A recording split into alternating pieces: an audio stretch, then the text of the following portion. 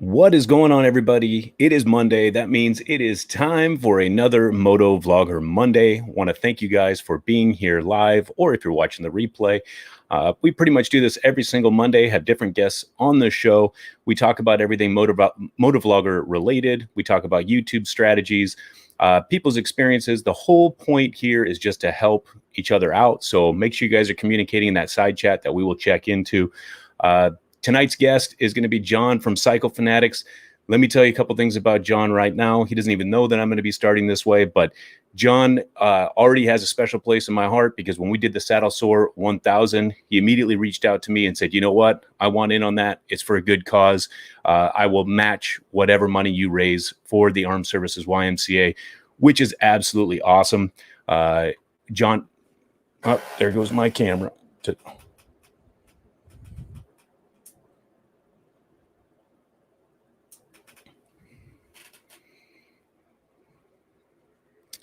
All right. So it wouldn't be a live stream on the Full Throttle Hog channel without a little technical difficulties. But anyway, John is a military veteran. So I want to bring him in right now so we can talk to him.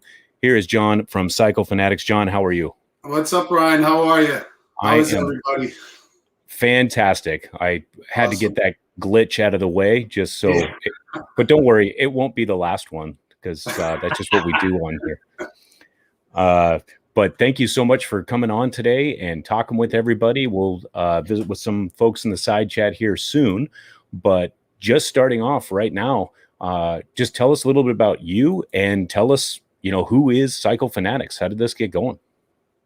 Oh, wow. So basically, like we talked before, I first started probably back in late 2017 with doing Tundra videos, Toyota Tundra videos.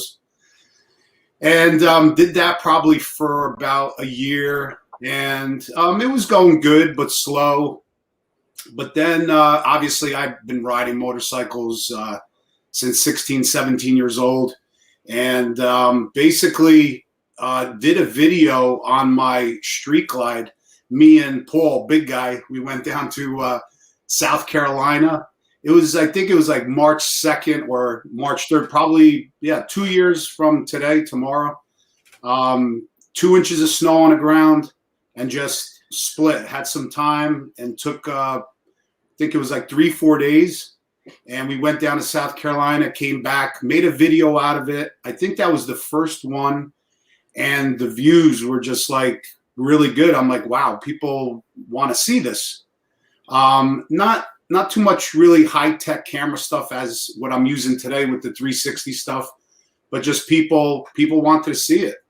And that's basically when got rid of the Toyota and just started doing the motorcycle stuff. And it just I just stuck with it, and I seen that's what people wanted to see.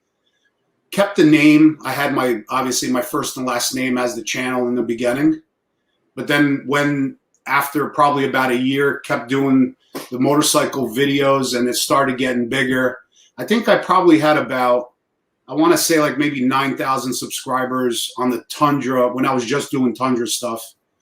And then it just really started growing when I, not to say stopped the Tundra stuff, but started the motorcycle end of it.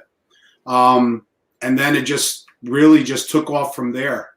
And that's when, last year, I just said to myself, I got to change the name. I was talking to a few people too, because if you're going to get bigger and you want to sell even merchandise, like who's going to want a John Bednar's t-shirt with my face on it, right? So, going over a couple names, probably for a couple weeks, and just came up with the name Cycle Fanatix, and that's kind of how it started. So crazy. And like I'd already told you before, I remember because I too started on Tundras, which is still up and running today. But I remember watching your Tundra videos, obviously doing the research and doing, seeing what everybody's filming and obviously what's hot. Watching, I mean, you have a very unique, in a good way, personality. So I remember, when you were on Baggers and Brews live stream, I was like, man, this guy looks extremely familiar.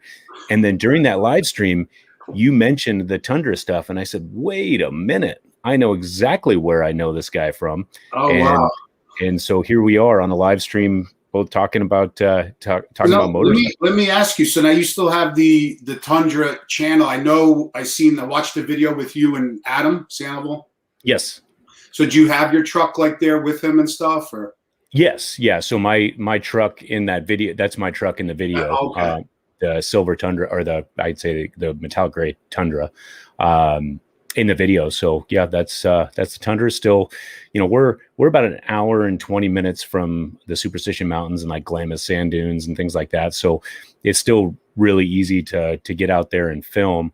For me, with this channel, like you, I started looking at, the Tundra stuff being such a tight niche that it was doing well, and I was getting, some different AdSense revenue, and I was seeing, the hits and what was there. But then you look over at the market share for motorcycles and this type of a market, and it's got to be 100 times what the Tundra niche is. It's huge, because even when I did the Harley Davidson video when we went to South Carolina, I seen the views.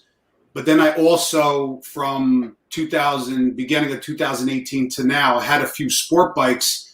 The Aprilia Tuono, I had 2 of them. I was taking that to the track. Excuse me. But those views were nothing like the Harley Davidson, because you have a huge, huge number of people, obviously, that follow around the world Harley Davidson. You have a smaller, niche, I should say, in the Aprilia. Like if I say Aprilia, who knows what an Aprilia is? Like right. I used to ride the Aprilia Tuono. Like people would stop somewhere, people would be like, "What is that? Like what kind of bike is that?" So it's just it's much smaller, not like Harley Davidson. Like everybody knows Harley Davidson. 100%. Just have so many people watching it. Just like the Tundra stuff, you have so many trucks, and obviously the American truck market is much bigger, especially in America. Fords, your Chevys, especially down south, huge. Right.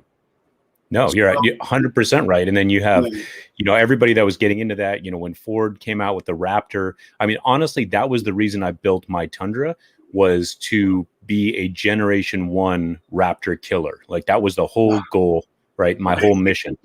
And the funny thing is, my buddy that lives in Minnesota, we went on something that's called the Snowball 500, and it's a Raptor group, and they do 500 miles in the Upper Peninsula of Michigan in the snow, and it's 5 days, 100 miles a day, and every night you'd stay at a different hotel and casino.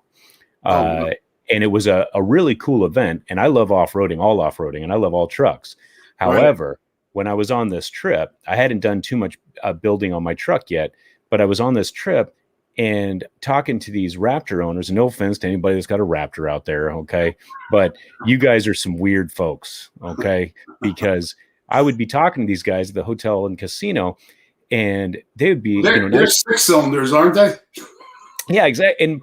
And as soon as they were like, "Oh, what do you have?" And I tell them I have a Toyota Tundra, you would literally have thought I just kicked their dog in the face, and they almost kind of shut down that conversation. And I'm like, "Man, you guys are kind of snobs, So I was like, "All right, that's it." I went back home and I was like, "I'm going to build." Actually, at that time, I had a 2007 Tundra Limited, and I sold that just so I could get a 2015 SR5 and just strip it down and build it back up. And that's what I did. I mean, it's still a lot of fun to do. I still enjoy doing it, but my focus right now is, if I'm going to get some filming done, I really want to try to just focus and grow on this channel. And if I get some chances to get out there and get some other footage, I will. But the Adam Sandoval thing was kind of the best of both worlds, because I knew that area. I had the Tundra. It was a chance for us to kind of connect and get some filming done. And I know that I posted it on this channel, but it's still kind of motorcycle centric because it's Adam Sandoval, right? Absolutely, of course, absolutely. But I like doing car stuff as well. So I have a car. I actually, I don't know if you know, but I opened up another channel called Auto Fanatix. So I'm going to be starting to do. I only have a couple videos up on that channel now, but I have a Audi new Audi TTRS, which I'm going to be building up, and doing a lot of car shows and meets and stuff like that. But I figured I needed, especially like in a winter here, we can't ride a lot. Right. So I'm probably, well, not probably, I should say definitely next winter, I'm going to do some kind of build series where I can do videos inside. That's smart. Because, I mean, from where we are in New Jersey, anybody that's north, motovlogging, you just can't do it outside. No, it's got to be. I watch like Moto Blonde. You know, she's doing a lot of the, you know, builds now. I think she has a build going on inside. Even I think her two wheels. But there's a lot of motovloggers that live in the north. You just have to find something else. Right. Because I'm not going to be riding, and I'll ride in 15-degree weather, but not every weekend. It's just way too much. I don't even know how you do it now, to be honest with you. I mean, it's a tip of the cap, because I do it for the viewers. Yeah, that seriously, because that is no joke. To think that the type of gear that I would need just to walk outside if I was out in Jersey versus if I was going to go for a motorcycle ride, I mean, that's a commitment. You can't just be like, I'm going to go for a ride real quick. I mean, you're 30 minutes of gear time. You get geared up. Yeah, you got to get geared up. But the funny thing is, I'm actually warmer on the bike in 15-degree weather on the bike doing 70 than I am once we stop that bike and we do a little sightseeing or stop somewhere. You're frozen. That's crazy. The hands are frozen instantly. Everything's frozen because I have that Gerbing heated apparel plugged in, and I'm really warm. Believe it or not, I'm toasty. I'm toasty on the bike. But once we stop, it's game over. So I tell the guys, let's get back on the bikes, because I'd rather be on the highway. Well, tell us a little bit right now. Tell us a little bit about Silverback and how we came up with that name and some different adventures that you're going to be doing. Yeah. So right now, oh yeah, you got the video up that I just put out. So a lot of companies, you know, thank God to them, and I appreciate them so much. Like Legend Suspension and Suicide Choppers and JD Cycleworks in Nazareth, Pennsylvania. So, you know, they sponsor a lot of parts for the bike, for the channel. There's probably a couple other ones that I'm missing. Insta360. So, you know, there's a lot of companies that help me out. I don't pay for everything because it gets costly. But right. So it's basically a 2020 Road Blight Special Barracuda Silver. And I have the 3M Black Shadow camo wrap on it. It has, you still there? Oh yeah. Okay. But it has the wrap, it has Legends front and back suspension. I mean, it's got like 30 plus upgrades on it.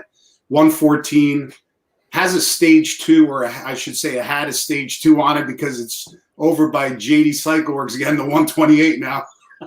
That's awesome. Yeah. So what made you decide to do the 120? Like how did that kind of come into fruition? To be perfectly honest with you, JD Cycleworks, Dave, he's the owner. What a great guy.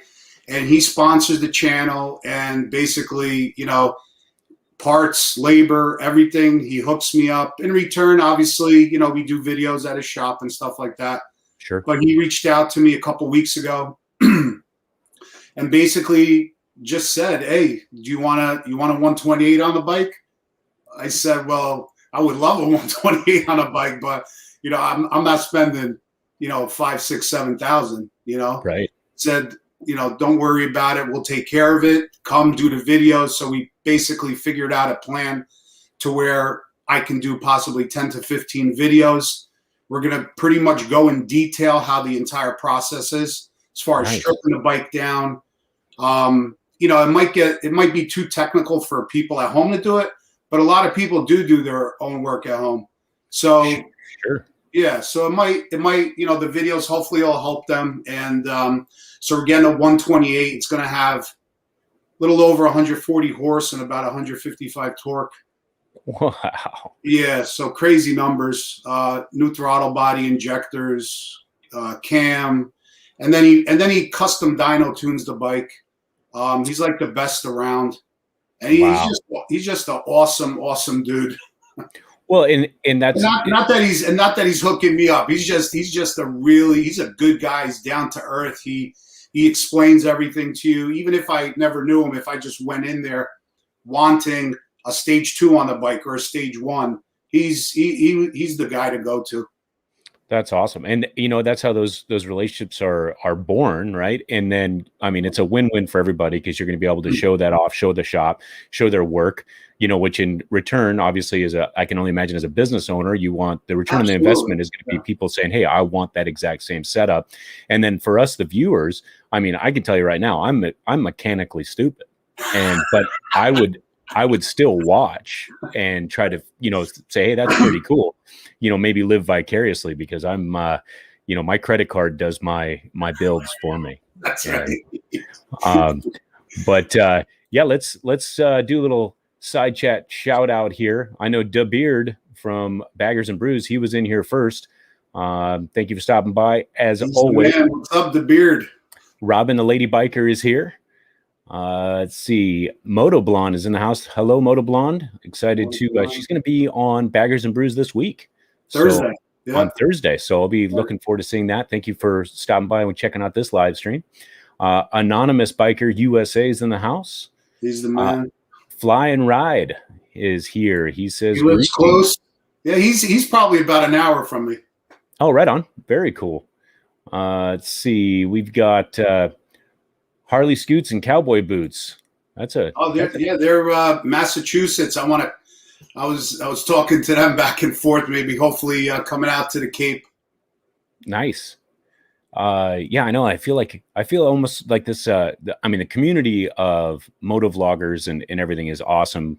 No doubt about it. Almost everybody you meet on a motorcycle is awesome. But I almost feel like I'm missing out. All you guys on the East Coast. I mean, where's all the West Coast? I feel the opposite. Everybody's south and west.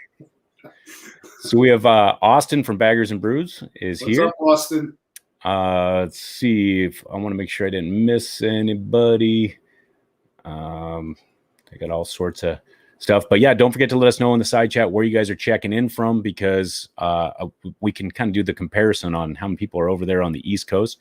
We're doing this live stream tonight at 5:00. I haven't really.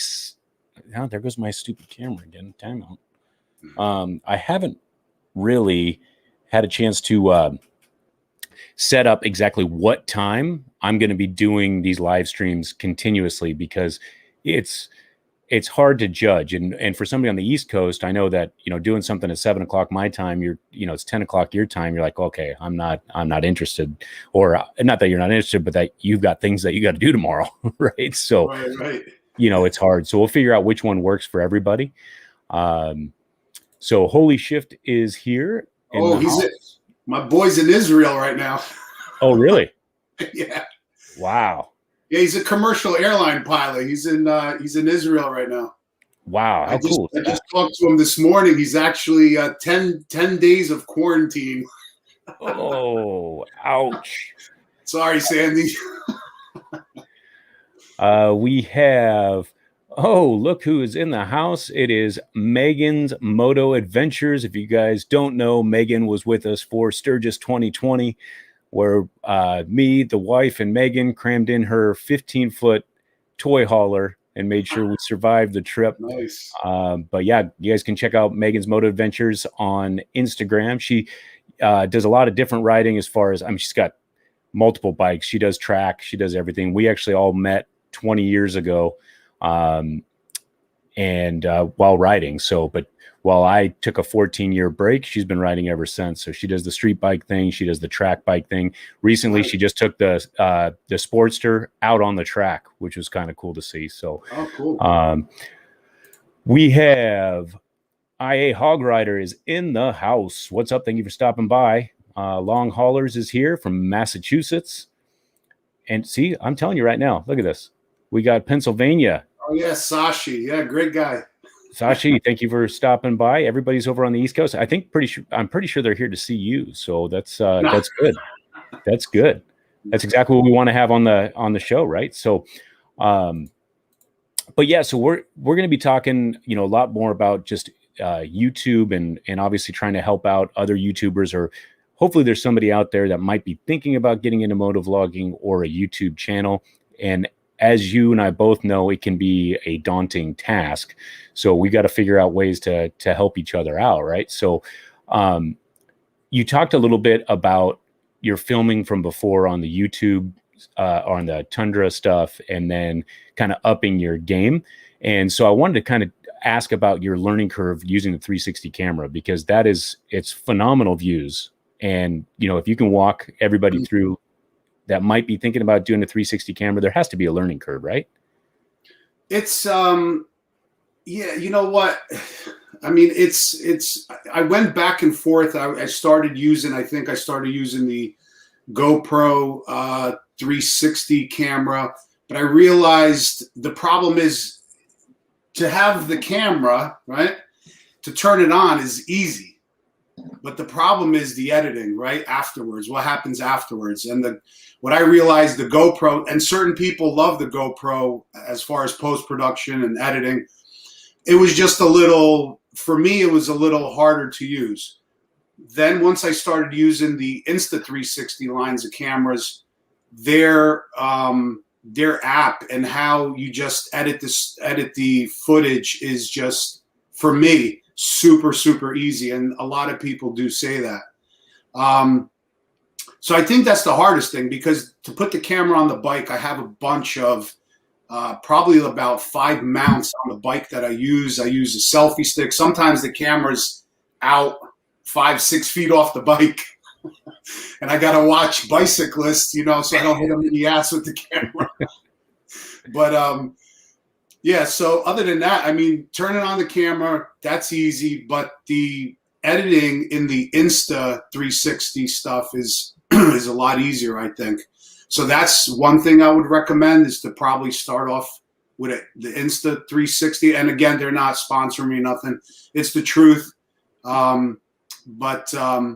Yeah, and I mean, then as far as how you edit it, it's basically everybody's style. Right. Where you flip, because I don't know if you've seen in the video, like I have everything on an iPad Pro. I download it from the Insta360 camera onto the iPad Pro. I used to download everything onto my phone. Bad idea, because while that's downloading, if somebody calls you, that gets interrupted. So then it may take you a half an hour to download. Like, I'd come home literally with 200 gigabytes of footage. Wow. Yeah. Holy smokes. Yeah, each file, each 30-minute clip on the 360 is about 30 gig. So now it takes you, could you imagine how long to transfer that onto the app, onto the phone? Then you can't use your phone. And then if somebody calls, you have to start from the beginning. So I stopped doing that. So it's a trial and error. You're always learning, right? Right.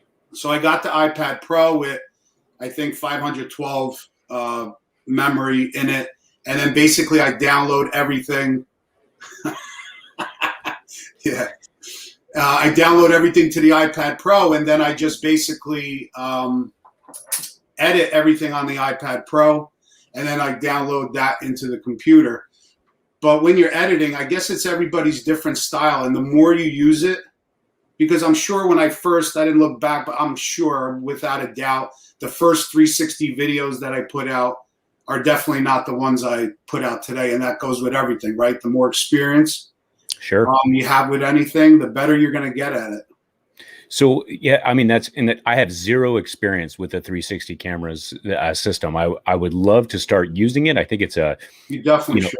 Yeah. It's having that almost the ability to choose your different shots, probably saves you a little bit of time in the production side. Now, post-production, it might be a little bit more, but you get the advantage of having all those shots. So I would and be the thing is, you always have the shot. You always have the shot, no matter where it is. No matter where it is, because it's recording 360, obviously. So there could, a lot of motovloggers just have the helmet cam. And I wasn't using the helmet cam until basically our buddy What's up, Camilo? And he's close to me too. And basically, until our buddy, he went down on a ride, and the front of his helmet was literally like he was sliding on his face. And then when I picked that helmet up, I said, "No more, no more." Right. So that was one reason why I went to a full face helmet. And then the second reason is the bike is so damn loud that I couldn't, even if I had the Rode wireless mic inside or underneath a face shield, I could never get clear audio, me talking. Right. And on top of the bike, just muffling out the sound of my voice, the pipes. So that's when I switched over to and this was just recent, a couple months ago, I just switched to the full face helmet, and now I have the GoPro on the front, I have the 360, but I have the crisp audio now, which I love. Absolutely. But you're not going to beat the 360 footage. People love it. No, absolutely. And I love it. Yeah. You know, and I've talked about it on some of my videos before, you know, the audio is 60% of the viewing experience. And people sometimes neglect that, especially newer people that are starting a YouTube channel or vlogging Absolutely. or motovlogging. You have to focus. I would rather focus on that audio than any type of camera equipment, because you can have a mediocre video file and crispy, clear audio, and people will probably watch it a little longer, versus you could have the best red camera footage possible. But if your audio is junk, people are going to click away. It's not aesthetically pleasing to the ear. And that's like in the beginning of my ride videos, like years back, we would go on a ride. I'd have this great footage from the 360 camera, but because I didn't have a full face on, you know, the camera, I can't use the audio because the camera is 5 feet in the wind, right? So that's all muffled, that audio. So then I was using like a Sony external recorder with like a lavalier mic, you know, up tucked away somewhere. It still wasn't clear. So that happened to me for quite a bit of time, that I had great video, bad audio. And that's when you have to just up the game, you know? Yep. And DeBeard throwing out that we're closing on 1K. I know. Congrats, I know. brother. Hey, Awesome. thank you. And it's crazy. Everybody does it for different reasons. And me hitting 1K is not even about any type of monetization, believe it or not.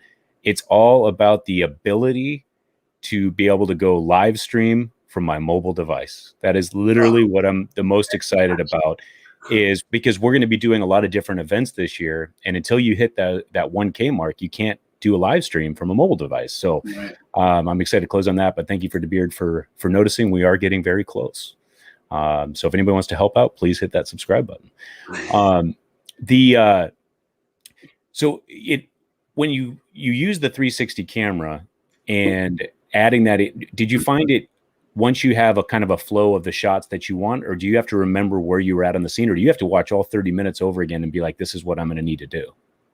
Oh yeah, you have to. I mean, obviously you're recording on the ride, and then when you get back, not only do I have to watch the entire GoPro footage, but then I take the 360 camera footage, overlay it, and watch that and edit it, right? Hours of that, and then dump it into the computer, overlay it on top of the GoPro footage, and then watch it all over again. Right. And if you have a 12-minute video, as we all know that create videos, if you're creating let's just use round number, we'll say a 10-minute video, you're at least going to watch that video probably 15 times through. Oh, so you think that just watching your small corrections you make and then making sure the entire thing flows. I mean, just rewatching your video is a time-consuming process, which leads me kind of in the next thing. You are busting out 3 to 5 videos a week, which I've even watched other YouTubers, and not even in the motovlog market, that say that you need a doctor's note to do something like that. So how is it that you're able to balance your life and YouTube and stay, I guess, somewhat sane? I mean, well, I have a lot of support in the family, obviously. You know, that's number one. You have to have people in the house supporting you. You know what I mean? Not like, why are you still editing? Why are you doing this? Why are you doing that? Get off the phone. Get off, you know what I mean? So Right. I have the support for that. Another great thing is obviously I have my own business, so I have more time, right, than somebody that were to have a 9 to 5 job that can't get off or can't do the things that they want to do or make the time. So that helps me a lot. And I said to myself, I think back in probably like October of 2020, because I want the channel to grow. And I know everybody's talking about, you know, how to get views and algorithm and this and that. But I'm not a 100% believer, and don't kill me for this, but I'm not a 100% believer in all that, because, you know, I see the channel. Not only do I make videos for YouTube, but I watch YouTube all the time. I'm sure you do as well. Yeah. I mean, because we're on there, right? So we watch other I watch everything, health and fitness, motovlogging, this, that. But I go into their channel. I see how many subscribers they have. I go to their about section. And the numbers, sometimes, you know, the numbers are all different. So you can't just say this person has, you know, like, for example, I have 41,000 subscribers, I think now. I have about 2 million views. But then I could go to a channel that has 10,000 subscribers with 6 million views. Or the opposite. I seen a channel, 2 channels a couple days ago that were at over 100,000 that had about 2 million like mine. So it's, I don't know. You know what I'm saying as far as that goes? No, and I've talked about it. It can consume you if you try to figure out whatever the quote unquote algorithms. I know they say there's multiple, but you looking at those numbers, you know, it's different for everybody, and it's interesting to me. And sometimes I watch, you know, some videos, and don't get me wrong, I'm not giving people thumbs down on very, you know, pretty much ever, but yeah, I don't think I've ever given a thumbs down. I'd rather just go to the next video. Right. Okay. I'm not subscribing. I'm on to the next. That's exactly it. But I see some of the content, and it might not even be motovlog related. It could be a fitness channel. It could be whatever. And I see some of the content, and I'm like, are you serious right now? They got like 150,000 subscribers and like 50 million views. Right. I'm like, where did I miss the boat? Because, you know, you want to grow, you want to get your message out there. I mean, this, you know, for me is what I enjoy doing, is creating the content and the creativity of it all. And I truly enjoy doing it. And with that, I like sharing that with people. And because I'm a human being, you know, I want the channel to grow and expand, and doing my research, it absolutely blows my mind. So I get that algorithm can be deceiving. Yeah, I think you know, you could literally go onto YouTube and see there's millions of videos how to get more views, beat the algorithm, this and that. But bottom line is, right. Bottom line is YouTube is a business, and how they make money. I mean, obviously you guys know this. How they make money, advertisers pay them, YouTube pays us. If your video is great and people want to watch it, they're going to place your ad on the video, and they're going to show it more, obviously. So, you know, for the company that's paid them millions, if not billions of dollars, or whatever, you know, large corporations pay them. So, and why do they push one channel further than the other channel? God knows, because like you just said, I could put on a channel and I'm like, are you serious? Right. You know what I mean? Be like, really? 1 million subscribers or 500,000 subscribers? And I'm not knocking them. Everybody's got their viewers, right? Right. And whoever wants to watch their channel is fine. But it's just why some of the stuff that they push, some of the stuff that they don't like. There's there's like awesome channels out there that sometimes I see like 10,000 subscribers. And I'm like, what are you, like YouTube, like, what are you thinking? Yes. So and then back in October, to go back to that, back in October, I was like, you know what? I have, I think, 235 videos out now. So I don't know. I think I put like from October or September, October, November, December, last probably 3-4 months, I think I put out like 80, 90 videos. I was really pumping them out. That's insane. Because one thing I do believe, and I recommend to anybody that's watching, new motovloggers like us, that are small, definitely put out as much content as possible, because that's really the only thing you can do that's going to help you. The more videos you have out there, it's just a chain reaction. It's a snowball effect. They're going to watch one, they're going to watch the other, and so forth and so forth, because that's what I've seen happening with my channel. The more content, and of course it's got to be good content. Like your stuff is great. This cinematic stuff you do is absolutely awesome.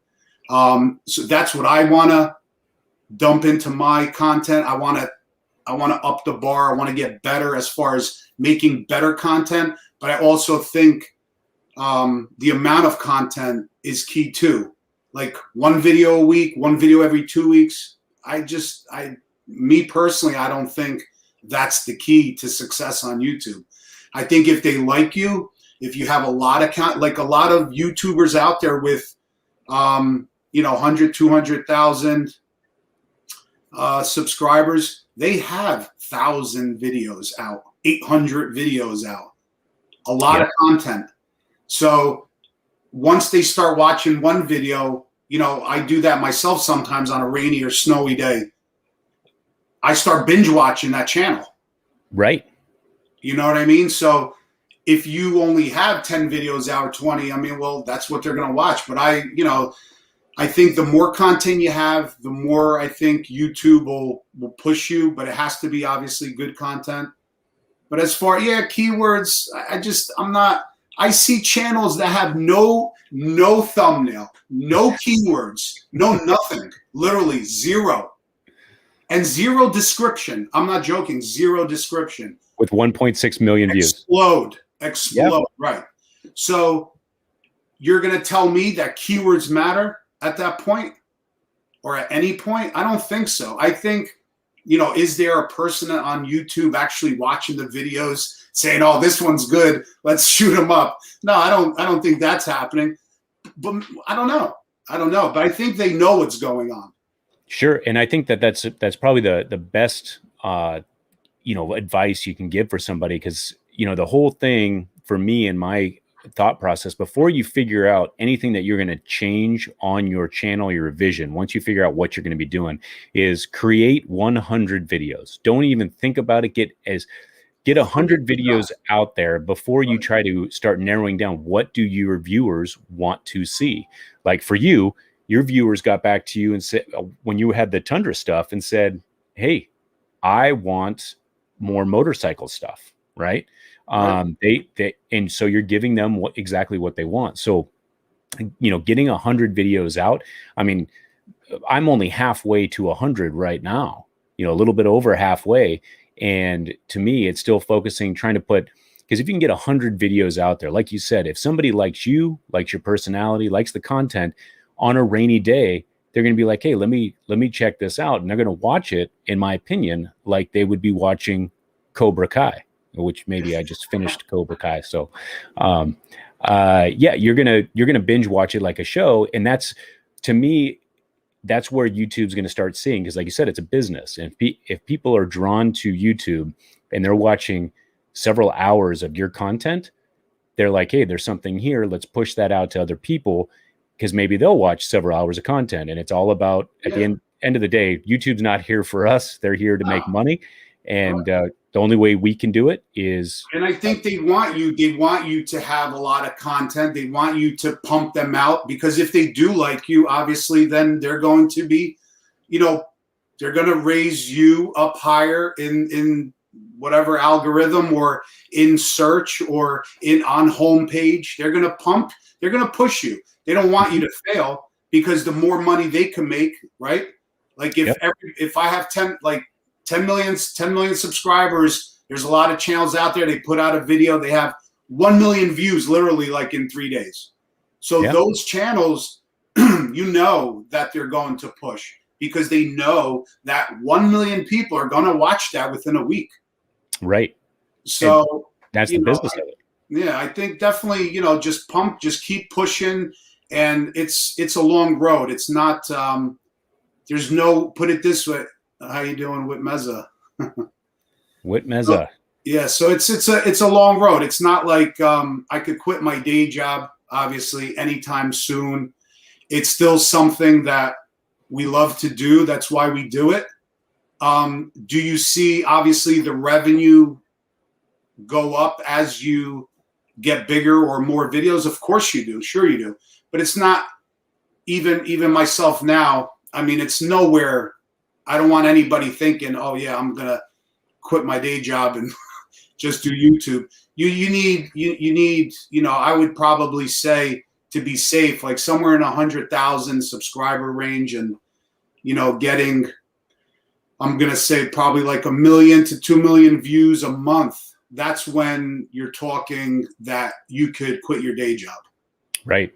Yeah, absolutely. And then you have to realize that you got to be careful what you wish for at that particular moment, because if you quit your day job, this is now no longer something that you can do to be like, hey, I'm going to film this, because if you have something tanked, now you have to look at this creative process as, hey, this is my business and it's the only source of income. And it's one of those things where it's a slippery slope. I know it sounds good in theory. I just don't know if I would be 100% on board to say, hey, now I'm stuck creating this all the time, and if I deviate from that, is that going to affect my, the bottom line? Which it's probably a good problem to have, I mean, honestly, but you just want to make sure that doesn't take the enjoyment of actually making these videos, because I enjoy every video that I make and the creative process to do it. Sure. I would hate for that to go away at any time. Well, so, two examples I like to put out is like a good thing, like you made the video with Adam, obviously, right? A couple weeks ago. Yep. So good example using him. He obviously does motorcycle business, but as you guys obviously see how big he is now, he's able, when you get that big, he's able to venture off and do those truck stuff, do the camp, K River campground stuff, and people are still going to watch. Yeah, because he's got that fan base. When you're small and you think, oh, I'm going to do motorcycle stuff, and then you go do a vlog going to Best Buy or something, that ain't going to work. People just don't want to see that. Until you get really big, until you have some really loyal followers. 100%. Yeah, because once you have that takes time. That takes time. And then you could venture off into different things that maybe you like to do as well. Just like yourself, I know you love camera stuff. You get super huge. You could venture off into camera stuff. You know what I'm saying? Just an example. Sure. And people still watch because it's you. Right. Like people are tuning in. Literally, they're not. If you have to understand, they're not tuning in for the motorcycle. They're tuning in to you, because they could watch a million other channels with motorcycle stuff on it. Right. And that's and that's also a great point that I tell new YouTubers or people that are thinking about getting into it. If you're not going to be a teaching source, right, where people are going to go there to learn, you have to be the character piece, right? So you can just be you, and you're going to have people out there that just enjoy your personality, your natural human being personality, and they're going to follow along for that journey. And you're right, you get yourself into that big of a following, you can pretty much go on jet skis if you want. People are gonna be like, hey, it's the guy I follow. So without a doubt, you could go on vacation with the family and vlog it, and you'll still have the same amount of views. Yep, 100%. So let's talk about other than, obviously the building and the plans that you're doing for Silverback. What kind of events do you have? Events that you're planning now that the weather's starting to turn a little warmer, and I don't know if for you guys it's turning warmer. It is here. Obviously, Daytona's out of the picture because the bike's getting the 128 on it. Can't wait. Other than that, definitely want to do Mount Washington. Okay. That's up by us, New Hampshire. And definitely that. Sturgis is a possibility. Obviously, the biggest thing is, can I get away? And for how long of a span of time can I get away? Because like I said, I do have my own business. But we're definitely going to be doing at least probably, I would say, 5 to 10 long trips. If I get, honestly, I would love to take a ride straight to you.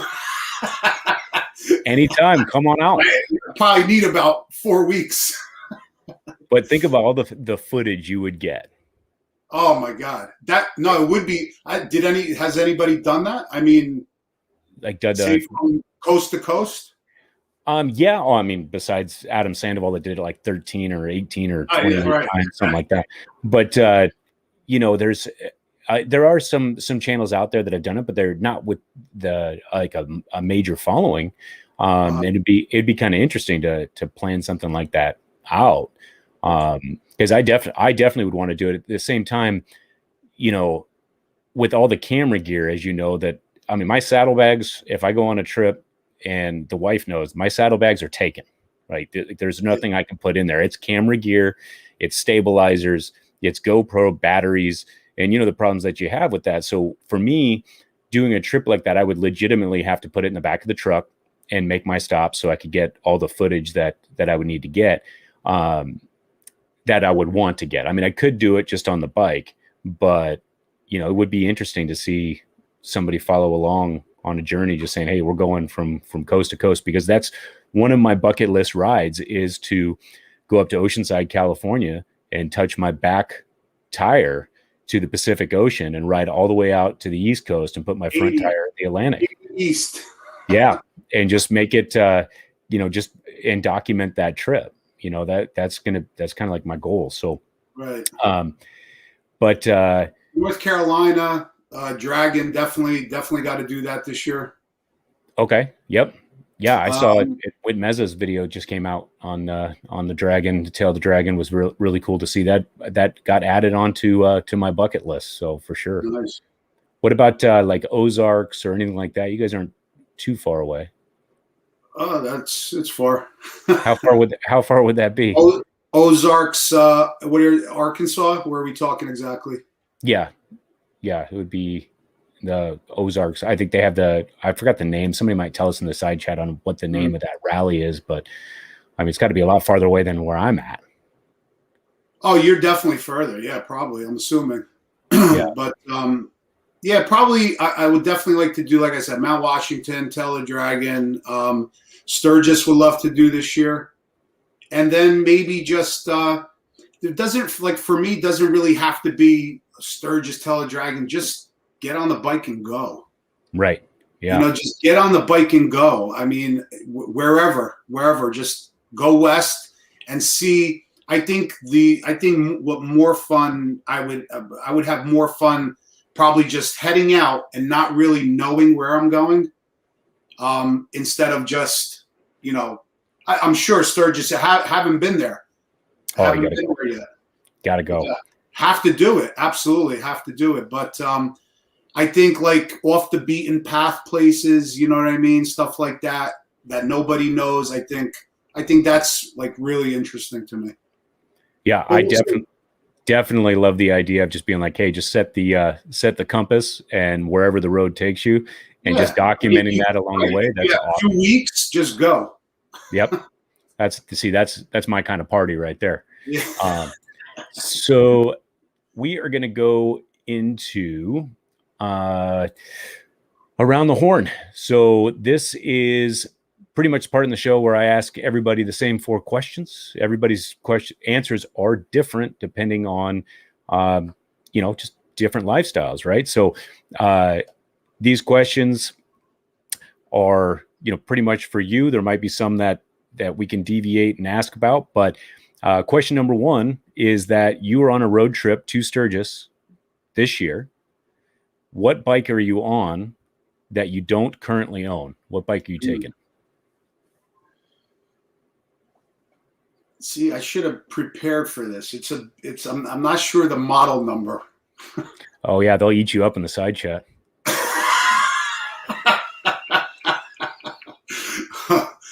I'm gonna say a bike I don't have. Wow. We stump you on question one. Yeah, I'm gonna. Yeah, it's a tough one. I'm gonna say probably a new Road Glide CVO. Okay, so the 2021 model. 2021. Yeah. Okay. All right. I was gonna say something else, but I don't want to get killed. All right. So you're on this trip from Jersey to Sturgis, and you get to take one person with you that's still with us or has passed. Who's going with you? Who's going with me? Definitely my wife. Your wife? Yep. Awesome. Yep. That's rad right there. She used to ride. She doesn't anymore, but definitely. We're just best friends, and she's the best thing that ever happened to me. And absolutely take her. Dude, I hope she's watching, because that's some points right there. Well played, sir. It's the truth, though. No, I know. I believe you, but that's pretty awesome. Okay, so you're with Erin. So let me ask you, if is she riding on the back or is she on her own bike? Probably on the back. On the back. Okay. All right. So you guys are in Sturgis. You're going to have a drink. What is going to be your drink of choice? Since I don't drink. Yep. I'll have a cup of tea. A cup of tea. What's Erin having? What's that? What is Erin having? What is she going to drink? Karen will have probably a glass of wine. Karen. Sorry, yeah. I said Erin. It's Karen. That's all right. That's all right. Yeah, she'll have a glass of wine. Glass of wine, red or white? Red. All right. Okay. So this one's going to be kind of difficult, because especially if she's watching. But so you're in Sturgis. You've got your cup of tea, and Karen's got her wine, and you get to ask her one question that you do not currently know the answer to. What question is it?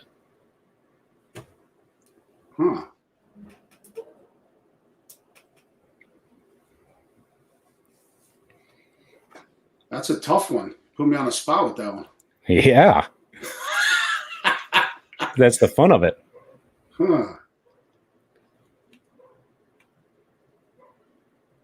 That I don't know the answer to, right? Right. Let's get back to that one. Okay. Well, we'll get back to that one. That's around the horn. That's what everybody is going to, every single time they come on the show, they're going to answer the same 4 questions. And it is interesting because everybody's got a different, kind of a different take on it. But it makes it kind of fun. That's a good one there. That's a good one there, Ryan. So let's check in right now again on the side chat. I know that everybody's communicating. Obviously, if you guys are just joining us on this live stream for the first time, Motovlogger Mondays happen every single Monday. It changes, varies on the start time, but it is in the evening, depending on the West Coast or East Coast.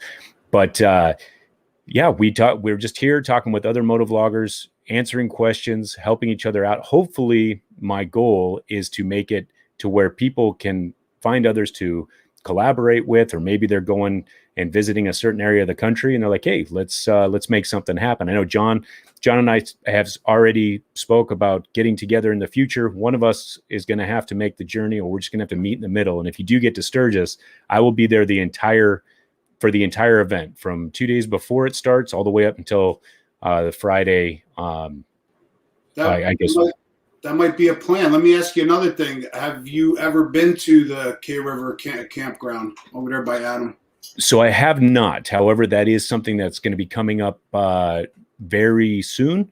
My plan right now is going to be May, June time. I'm not really sure just yet, but I'm trying to finalize that. But and he's in where? Where is that actually? That's in Oklahoma. Oklahoma. Okay. Mm-hmm. So yeah, I definitely want to do the K River campground before Sturgis, and just get out there. I mean, I remember, and it's somebody who I'd been watching, Adam Sandoval since 2016. I think he had 500 or 600 subscribers when I started following Adam Sandoval. He had talked about that K River campground years. It wasn't called the K River, just the idea of having a campground and what his vision was. He'd been talking about that on his videos, and it's really interesting. If you haven't done it, going back and watching some of his, original stuff. I mean, it's just raw. Here's an idea that he wants to do. He's got one camera, and I think his first video is like 45 seconds of him getting gas, right? It's just it was a new adventure. And to follow along and kind of see all those dreams and goals come into fruition. I mean, that's really awesome. So I definitely want to get out there, but May, June, hopefully is going to be my goal to get there. But we'll see. That might be an option where I could meet you or Sturgis, but I would love that. Absolutely. Yeah, we definitely got to do it. So seeing it, I know some other people have popped into the side chat, so I want to make sure we say hello to them. Setzer Pendants is in the house. How you doing, buddy? He was on last week, right? Yes. Yep. He was on last week and also made a donation to the Armed Services YMCA. So we are very grateful for that. We do. So it's funny, before the saddle sore, or thinking about rides and doing that, so it'd be after, but the Barber CVO, I know I started looking at how many people have done, the iron butt challenges and things like that. And Barber CVO's got a video out there on when he did it. Right. He did it. Yeah. He did it a couple months ago. Yeah. That's awesome. So, definitely, speaking of, that experience, have you done something like that yet? No, I was actually going to go with Barber CVO on the day he did it, but just timing wasn't right. But I think how I'm going to do it is on one of the long rides or long trips. I think I'm going to incorporate that into the trip. Yeah, that's a smart idea. Yeah. Smart idea. And I know that Whit Meza, she was kind of like my counselor through this, since it's pretty much her fault that it happened. I say her fault. We had a good time. But I know she's got some big plans. I couldn't believe it. I was actually, messaging you on Instagram. Did you really go? Yeah, no, it really happened, and it went down very fast. So the sorry, this one makes me that's a good comment right there. I like that. But going back into, what Meza's got coming up. I mean, she's talking about doing that 48 states in 10 days, or some of the other Iron Butt Association challenges that she's going to be doing. So, there's so many things on there that I didn't even know existed, and where they're actually certified. Like IBA does worldwide, so you can get certified. Did you get certified? How did that work out? So I've Ride 1K in a Day officially certified the route today. I got an email today, and then IBA, I've submitted all my documentation, and we're just waiting for that to come in. So hopefully this week it'll be, I don't know if I'll get the certificate and goodies this week, but hopefully they give me the email saying, hey, everything's on the up and up, because that is one of the big things I learned from that trip is, believe it or not, getting gas, getting a receipt and taking a photo of that, believe it or not, is going to take up a lot of your time that you need to get back on the road. And then if you're going to be doing any type of filming, it is you got to be moving. So that, and your buddy's got a 128 on his bike. He's got a turbo. I don't even know the size or everything that he did on it, but I know he's pushing pretty close to that 150. So so he's stopping obviously a lot sooner than you are. So you got to stop with him. Yeah. Yep. Which wasn't a bad thing, because I think he gets about 130 is where we just kind of said, okay, that's where we're pushing the envelope with him, is 130 miles, and then he's got to fill up. Right. So But at 130 miles, I mean, it's time to get off, stretch your legs real quick, and made it enjoyable. And for me, trying to get as much filming as I possibly could, I would just make sure that I kept on, trying to get that footage, top off with him. But it's that time eats away at you. And then if you're going to try to eat a snack, forget about it. I mean, you're like, okay, let me just shove my face full of peanuts real quick and let's get back on the road, because you got to get that footage. So, I mean, then right after that one, you have what, 1,500 miles in 36 hours, right? Yes. And so hindsight, what I should have done, I mean, if it was planned out, I probably could have done both of them on the same journey, right? If I thought it through. You know what? In the summertime, days longer, a little warmer, a lot easier. Yes. Yeah. So I think that if I were to, for anybody looking at doing it, I mean, we did 1,140 miles. You're close. We could have just racked out for a few hours and then got up and busted the rest of that out. So, it is what it is. Learning experience. It was fun to do it spontaneously, to be honest with you. That's the kind of thing that I like to do. So believe it or not, there might be one day where I'm like, hey, John, I'm just letting you know I'm on the bike, I'm en route, because that's sometimes what I do. Right. Which makes it fun. So was the 1K miles pretty tough or easy? For me, the actual experience of it was good, because we were able to get that footage and spend, about an hour in San Francisco and be able to kind of stretch the legs a little bit. And there was not really a whole lot of stress until the way back, when we started realizing that we were short on time. But that time it's dark out. I had recently, my biggest thing I would tell you is I recently installed a rider's backrest, because I did about 500 miles and went to Arizona without that backrest. And man, I was hurting. But on this, for some reason, I don't know if it's the backrest. I don't know if it was. Backrest is huge. Man, I really wasn't as bad. It wasn't as hard on me as I thought it was going to be. Now, don't get me wrong. I was tired when I got back. I was frozen. I know I say frozen, you're going to laugh at me, but I was literally frozen to my core, where I shivered for 30 minutes even after a shower. So it wasn't too bad. I would definitely do it again, or do the 1,500 miles. And I think I would want to continue on doing something like that for charity, or get like a group ride for charity, because it was very well received. People that sent Instagrams, and I'm working on meeting with the YMCA this week, Armed Services YMCA, to do that check presentation to them. Nice. So it just, it was really cool. And then people just watching us film out there and getting involved. Like there was this guy, Bryant, that literally came up to us. I mean, he wasn't driving any type of fancy car or anything like that, but he heard during one of the live streams I was doing on Instagram, and he's like, hey, handed you some cash. Yeah. He's like, hey, I want to give you $5 towards your charity ride. And I was like, dude, I was like, hang on, let me get this on camera, because that's freaking awesome. So right.